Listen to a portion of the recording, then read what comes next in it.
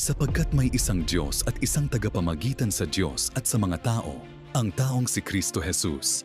R. Timoteo 2:5 New King James Version.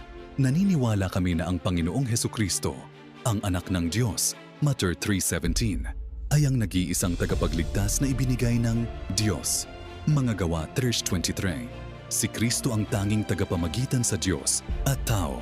1 Timothy 2:5. At ang tanging daan patungo sa Diyos. Juan 4:6.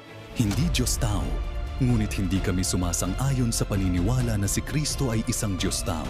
Siya ay tao sa kalikasan ayon sa kanyang sariling patotoo, Juan 8:40, at sa mga turo ng kanyang mga apostol, I. Timothy 2:5, Matt 1:18.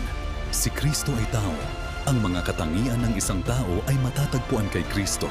Siya ay nagutom, Matthew 4:2, nauhaw, Juan 19:28, napagod o napagod, Juan 4:6, natulog, Matthew 8:24, at namatay, Matthew 27:50, Ikor 15:3.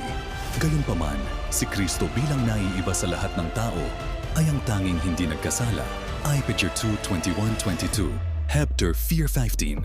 Siya ay itinaas ng Diyos at binigyan ng pangalang higit sa lahat ng iba pang pangalan, upang sa pangalan ni Kristo ay luluhod ang bawat tuhod, ang nasa langit at ang nasa lupa. Philippians 2:9-11.